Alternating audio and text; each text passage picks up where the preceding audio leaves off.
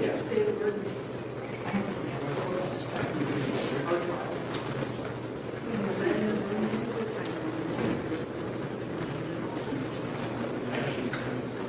They're supposed to say legend. Like in Sheen's room. Yeah, it blocks the witness. You can't see It's it. like, sometimes the court reporters can't see their mouths. Yeah.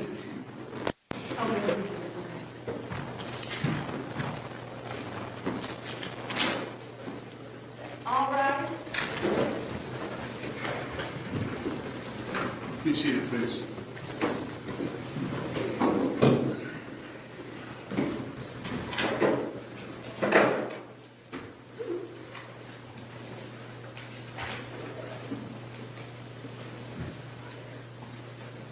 Okay, good afternoon.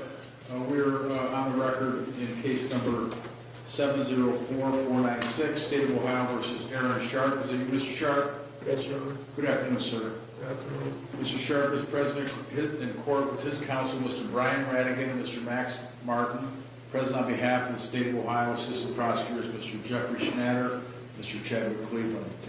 On a prior date, Mr. Sharp had entered guilty pleas to counts 2 and count 7.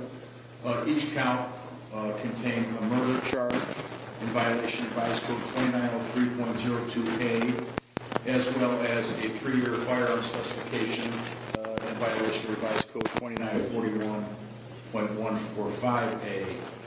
Also entered guilty pleas in count 11 and 14, each a charge of attempted aggravated murder, felony of the first degree, in violation of Revised Code 2923.02 and 2903.01E1, as well as a 7-year firearm specification in each count in violation of Revised Code 2941.1412A. The court passed this matter for sentencing so that we could receive a pre-sentence investigation report at the request of counsel for the defendant. I granted that request. I am in receipt of that pre-sentence investigation report. I've had an opportunity to review that report. I've supplied a copy of that report to counsel for the State of Ohio as well as counsel for Mr. Sharp. Have the parties had an opportunity to review the report, and are there any additions, deletions, or corrections to that report? And I'll start with the State of Ohio. I have, yes, we both had our review, Your Honor, and I did not notice any issues that needed to be addressed in the report. It was accurate. Okay, thank you. And Mr. Martin? Likewise, Your Honor, Mr. Reddy and myself have had that opportunity. We had no significant amendments to offer. Thank you. Okay, thank you. Is there any reason we should not proceed to sentencing at this time on behalf of the state? No, Your Honor. On behalf of the defendant? No. Okay, thank you. All right, Mr. Sharp, I want you to understand, there are statutory requirements, first of all, pursuant to counts 2 and 7. The statute tells the court what the sentence must be.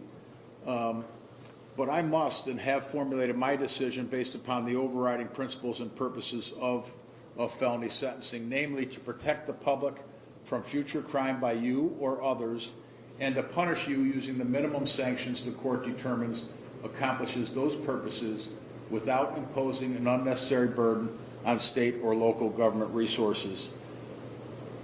To achieve these purposes, I must consider the need for incapacitation, deterrence, rehabilitation, and for providing for restitution. I must and have considered the seriousness and recidivism factors relevant to the offenses and you pursuant to Revised Code 2929.12. I must and have ensured that the sentence being imposed does not demean the seriousness of the crimes, the impact it's had on the community, and is consistent with other similar offenses committed by like offenders. Finally, this sentence is not based upon any impermissible purpose, namely the race, ethnic background, gender, or religion of Mr. Sharp. So those are the things that the court needs to consider, Mr. Sharp. The procedure that's going to happen here today is I'm first going to hear from the State of Ohio. We'll hear from any victims. I'll then hear from your counsel in mitigation, and then you'll have the opportunity to speak. You could say as much or as little as you'd like to say here today. So you understand the procedures? Yes, Your Honor. Okay, thank you. On behalf of the State of Ohio? Thank you, Your Honor. And with the court's permission, I do have at least one, potentially two family members that would like an opportunity to address the court. First would be Marissa Roscoe, who is the mom of one of our victims and daughter of the other, and she's the mother of the defendant. Let me step forward, ma'am.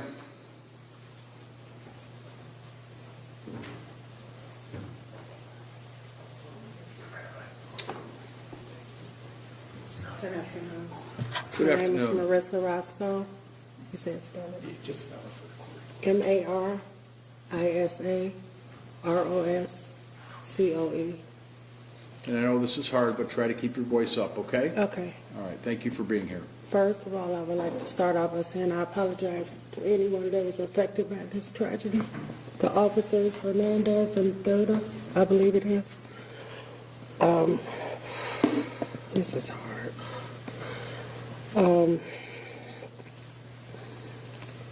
My dad,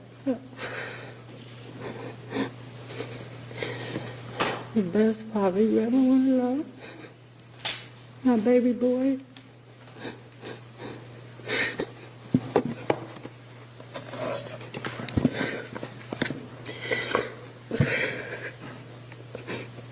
I'm sorry. That's okay, take your time. Aaron, I don't love you no less. My baby too. And I just want to say, You got it, ma'am? Ms. Roscoe, I know this is very hard, but we have a court reporter who's taking I down. said, Aaron, I love you no less. You're still my baby too. And I just want to say I apologize to everybody. And please take into consideration, that was not my son that day. I don't know who that person was, but it was not my son. I've never met that person a day in my life. Thank you. Thank you, Ms. Roscoe. Your Honor, Mr. Sharp, the father, is also in the court, but I don't believe he wants to address the court. The officers, one officer is here, Officer Durden. He preferred that I address the court, but he did share his feelings with me and some of the things he's been going through as a result of his injuries. One is he's not physically recovered yet. He's not able to return to work. He's also suffering mental health issues associated with the gunshot injury. And I know Officer Hernandez, who is not able to be here today, is probably suffering, perhaps not as severely physically, but possibly more so emotionally and with mental health effects of his injury. I think it's safe to say that in conversations with members of East Cleveland, it's likely that Officer Hernandez will never be able to return to police work. Hopefully that's not true, but that's their opinion at this point. I've spoken with Officer Durden. He hopes to be able to return to police work. One of the effects of Mr. Sharp's actions that day were not just a physical effect, an emotional effect on the officers and the other victims, his grandfather and brother, but it also took two police officers out of the community who were there to protect the community. And East Cleveland is suffering that loss of officers still. They are very short-handed. I know the court has a pretty detailed description of how things transpired inside the house. There were two separate incidents, one upstairs where Mr. Sharp took the life of his brother, and that went downstairs where he encountered his grandfather and then shot his grandfather. At that time, East Cleveland officers were working a traffic accident. They received a dispatch to respond to the house. And I do have a body cam video of Officer Durden's approach that I would like the court to see, because I think it's important to see how this shooting transpired. You may. And it's connected to that table? Yes, Your Honor.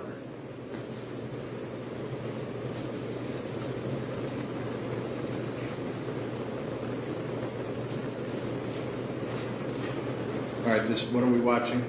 So this is Officer Durda's body camera as he's responding to the call, and we can fast forward it to the point that they get to the scene.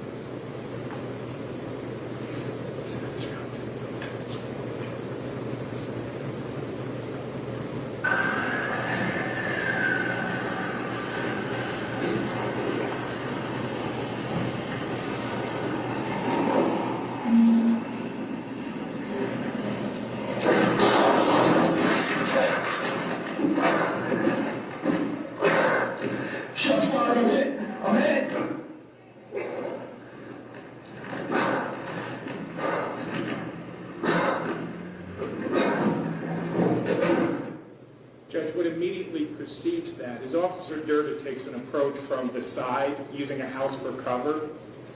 He enters where you see the shooting happen on the driveway, so he has to leave cover, exposing himself as he's trying to respond to the scene.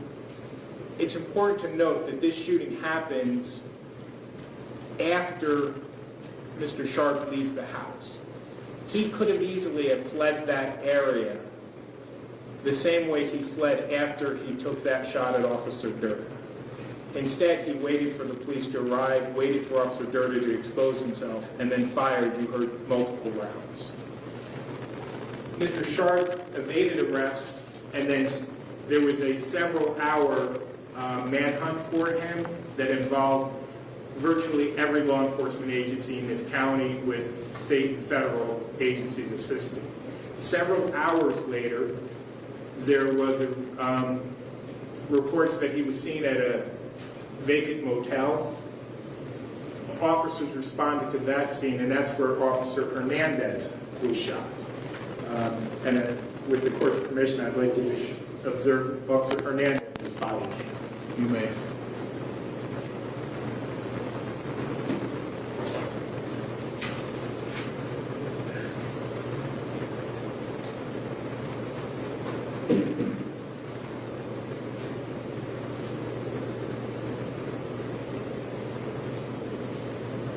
Recording.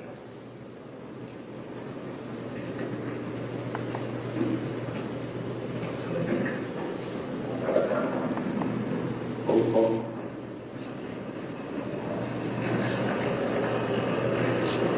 Go out anyway.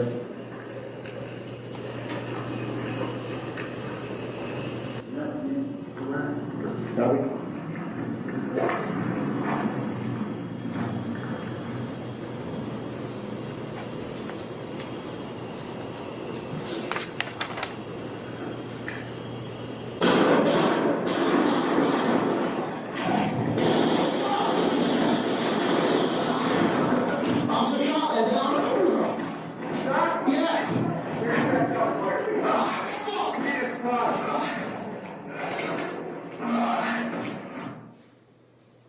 Judge, as you can see from Officer Hernandez's perspective, it's evident that nobody who was searching the back of that hotel saw Mr. Sharp. I mean, they're still just searching with lights when the gunshots rang out. Now, some of those gunshots you heard were one officer returning fire, but the first series were all shots fired by Mr. Sharp directed at the police officers. Both of those shootings could have been avoided. There was no confrontation between police officer and Mr. Sharp.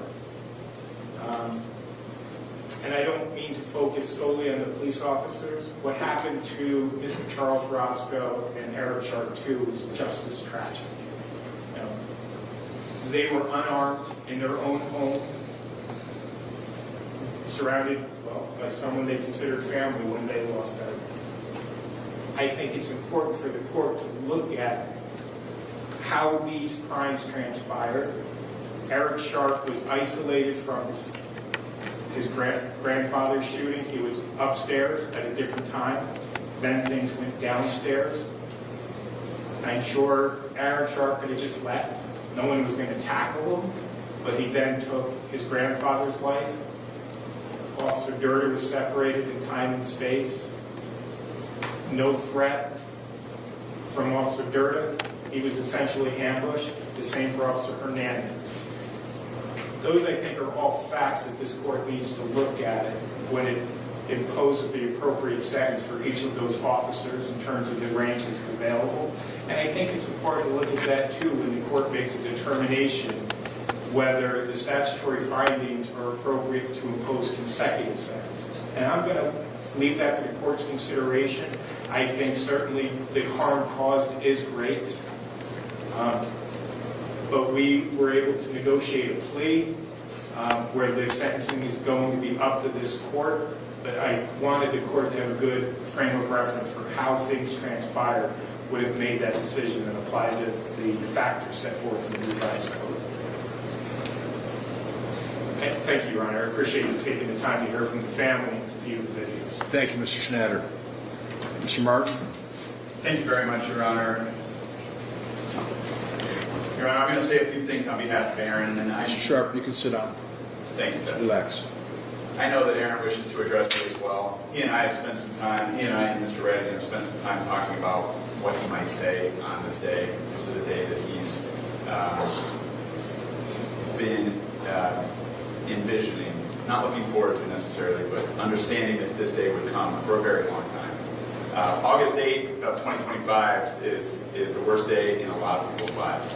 A lot of those people are here in court today. And before I get to Aaron and turn my attention to him, I want to commend certainly the family that's here. Thank Ms. Roscoe for the grace that she's shown here today in court. How can you imagine being in her position? One son murdered, the other accountable for that murder, her father killed. Probably the worst day of her life. The individuals, the law enforcement officers, not just the East Cleveland officers who are gathered here today, but the others that risked their lives in the response. None of what I'm going to say is meant to minimize what they've been through as well. I want to commend the East Cleveland Police Department officers who are present and those that are not for their efforts that day. And I want to thank the Cuyahoga County Prosecutor's Office for taking a measured view of this case. When you first encounter a case like this with these sort of facts, Judge, I think it's very easy to forget about the nuance, forget about what was going on in the lives of the people involved, including Aaron. This is a case that would have otherwise qualified for the death penalty had they chosen to go that route. They chose not to do that, and I think that's in part a recognition of who Aaron is and what he was going through in that moment. And again, none of the mitigation material that I'm going to offer to you today is meant in any way to minimize the loss of life as well as the other harm caused, Judge. It is about as tragic of a case as I can imagine because of the familial relationships involved as well as what we just saw here on the body camera footage. But what I can tell you with some level of certainty, Judge, is that Aaron did not wake up that morning and think, I'm going to harm someone or I'm going to end lives today. I don't think that sort of thought process took place even as it was happening. I'm not here to tell you that he is not liable, criminally liable for his conduct. He is. He was evaluated, as you know, Judge, by more than one mental health professional. Those people, I think, have a view that certainly mental illness was at play. And I'm going to tell you, Judge, I believe that untreated, undiagnosed mental illness was a large part of what took place that day. He was diagnosed possibly with unspecified schizophrenic spectrum disorder by our court psychiatric clinic. And I can just tell you candidly, and I believe Mr. Radigan would wholeheartedly agree with this, Aaron is a different person today than he was the day that we met him. The day that you saw him on being arraigned, acting in a way that I have never seen him act. And I think his mother said it more perfectly than I ever could, is that was not my son that day, is what she told you earlier, Judge. And I believe that she believes that because that is the truth. I don't think he was in his right mind when he did what he did. He is today receiving medical care and medication to include antipsychotic medication that has allowed his true self to emerge and rise to the surface. So that when Mr. Radigan and I talked to him, we've encountered a soft-spoken, humble, mild-mannered individual. Somebody who, if you didn't know what he had done on that day, you might think this is an individual who could never hurt a fly. That's my true takeaway from the time that we spent with him. So it's it's even more tragic because he is a person who's going to have to live with the consequences of his conduct, knowing that he would never, ever engage in conduct like that in his right mind, or if he had been properly treated for these underlying issues that just unfortunately, Judge, were not identified. I do think it's incumbent upon me to reiterate what you already know from your review of the pre-sentence investigation report, which is this is a 24-year-old individual with no prior criminal history. This is an individual that is only identified as a moderate risk of recidivism, which we don't see very frequently for people who are accused of and convicted of double homicides. The reason I think that he's only evaluated as a moderate risk of recidivism is because he does not present with a criminal attitude. He does not present with problems that are unsurmountable. He can address these things. He is going to serve an extremely lengthy sentence, Judge. Even a minimum sanction here is a life sentence with a possibility of parole many, many years down the road, more years than he's already lived in this life on this earth. My hope for him and my request from you, Judge, is that you impose a sentence that's that's consistent with the purposes and principles of felony sentencing according to Ohio Revised Code 292911A, which of course suggests that mandates that the sanction imposed is the minimum required to promote rehabilitation, to protect the public, and to impose a level of punishment. The reason I'm asking for that, Judge, is so that in Aaron's life, in his endeavor to rehabilitate, which he, I believe, will take seriously based on the things that he's told us, I think if a sentence is imposed that deprives him of some hope that he may, at some point in his life, walk out of jail, it would be easy to lose hope and lose any motivation to work on himself. It's going to take a lot of hard work for him to maintain the path that he has begun since August. And I think it's going to be easy to lose hope even if the minimum sentence is imposed. I don't think, the way the plea is structured, even a minimum or close to a minimum type of sentence is at all demeaning to what happened. I don't think, because it is such a significant, heavy sentence, that it will be something that is not commensurate. So, Judge, I think that this is among the most tragic cases I've ever seen. I think that every day for the rest of his life, Aaron Sharp will have to wake up, remember what he has done, remember what he has taken from those people that he loves the most, and he's going to have to live with that. That's a choice he made. I'm not excusing that. I truly don't believe he would ever engage in conduct like this again if the proper guardrails are put in place. Our prison system, we can debate all day whether or not it is effective at rehabilitating people, but that is going to be Aaron's goal going forward. He's hopeful, and I'm requesting, Judge, that you'll impose a sentence that offers him that opportunity, and that someday he can prove to everyone that he is not only the person that took lives and harmed people on August 8th of 2025. Thank you for your time and consideration, Judge. I know that Aaron would like to address you. Thank you, Mr. Mark. Mr. Sharp, what would you like to say, sir? And if you're more comfortable sitting down, you may sit. Just make sure you keep your voice up, please. I would like to deeply apologize to my family and the police officers that got hurt today. I wasn't in my right mind. I was battling mental health crisis, and I blacked out. Even though I wasn't in my right mind, I still hold myself accountable for what happened. And I wish I could have got the help I needed sooner. I hope everyone can forgive me. Thank you, Mr. Sharp. You may be seated. Thank you, Your Honor.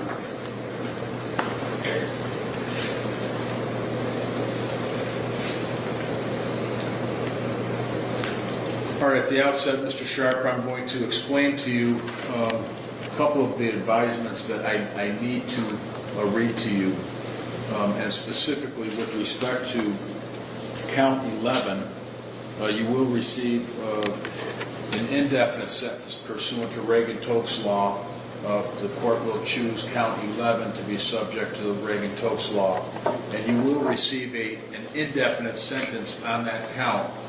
It's going to be rebuttably presumed that you'll be released from service of that sentence on the expiration of the minimum prison term as imposed as part of that sentence, or on your presumptive earned early release date, whichever is earlier.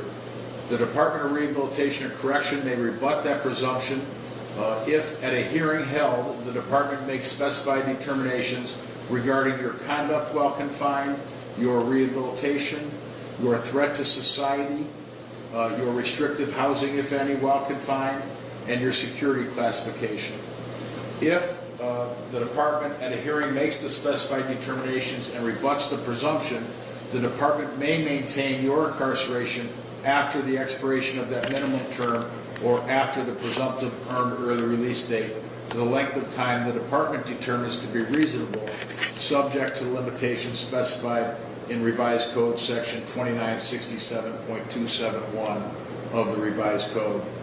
The department may make the specified determinations and maintain your incarceration under these provisions more than one time, subject to the limitations specified in Section 2967.271 of the Revised Code. If you have not been released prior to the expiration of the maximum prison term imposed as part of the sentence in count 11, you must be released upon the expiration of the maximum term. So that's the Reagan-Tokes law. You'll receive a minimum sentence in count 11 and a maximum sentence in count 11. I must also advise you that pursuant to both counts 11 and 12, you will be subject to a period of post-release control as determined by the parole board and not this court for a minimum period of 2 years to a maximum of 5 years. When this period of post-release control, or if it's imposed following your release from prison, if you were to violate the conditions of that supervision, the parole board may impose a prison term as part of that sentence of up to 1/2 of the stated prison term. If while on post-release control you're convicted of a new felony, in addition to the sentence you received, the judge may add an additional consecutive prison term of 1 year or what time remains on your post-release control term, whichever is greater as a maximum. If while on post-release control you failed to report to your parole officer, you could be charged with another felony called escape. So those are the mandatory advisements that I must advise you of with respect to counts 11 and count 12. The court has reviewed the pre-sentence investigation report. I've considered everything that's been said here today. I've considered what I read to you previously, the principles and purposes of felony sentencing. The court finds that, as your counsel I'm sure has explained to you, that prison is mandatory, but the court finds it's also consistent with the principles and purposes of felony sentencing. Therefore, on count 2, for murder in violation of Revised Code 2903.02a, the court sentences you, first of all, to the 3-year firearm specification contained in Revised Code 2941.145a.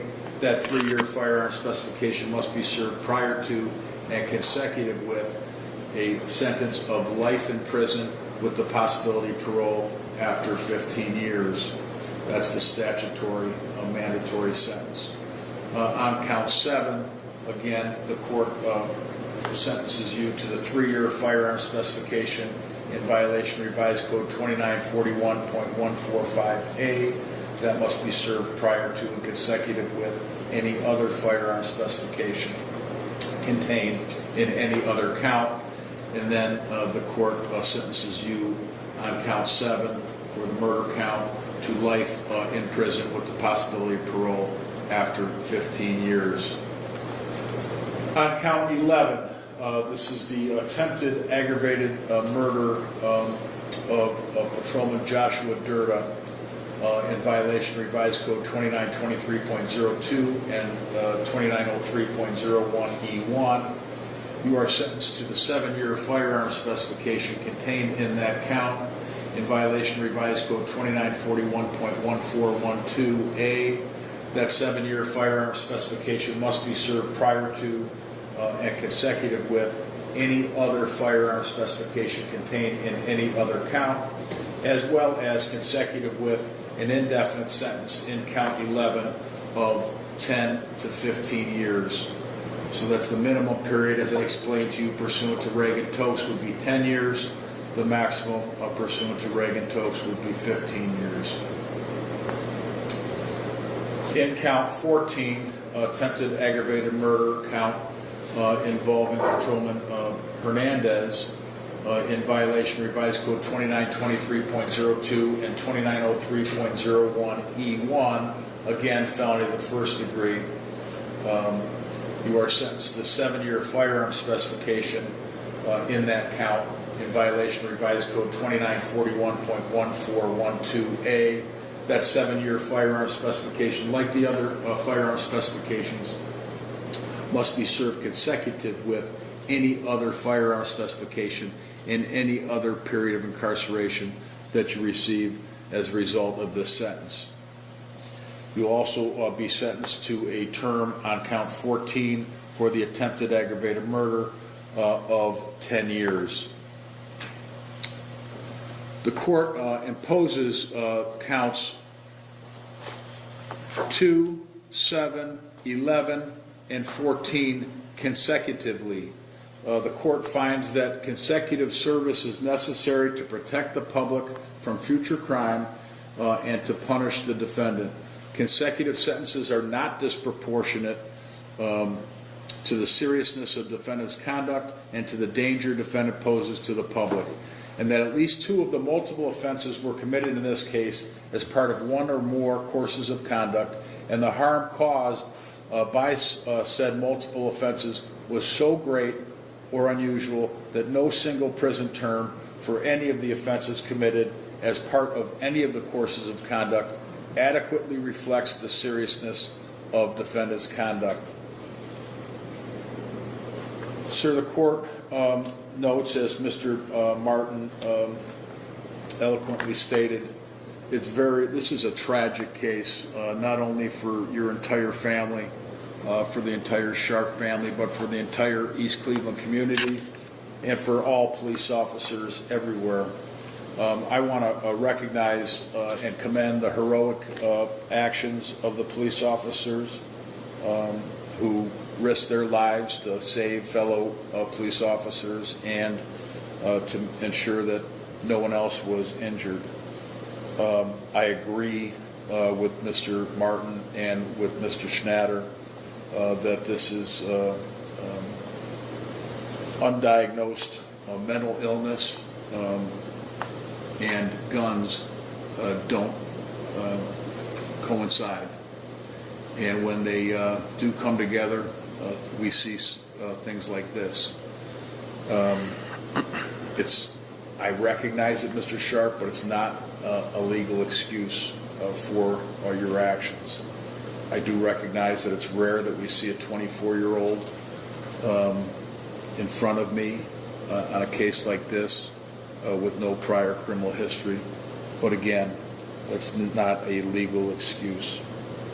So the court does find that consecutive sentences are necessary to protect the public.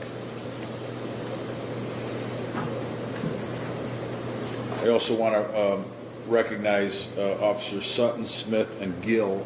Those are the ones that I read in the report for their heroic efforts, as well as the EMTs. So that's the court sentence. Those sentences will run consecutive to one another. Is there anything further on behalf of the state of Ohio? Your Honor, no, not at this juncture. Thank you. Anything further on behalf of the defendant? No, thank you, Your Honor. Okay. We're adjourned.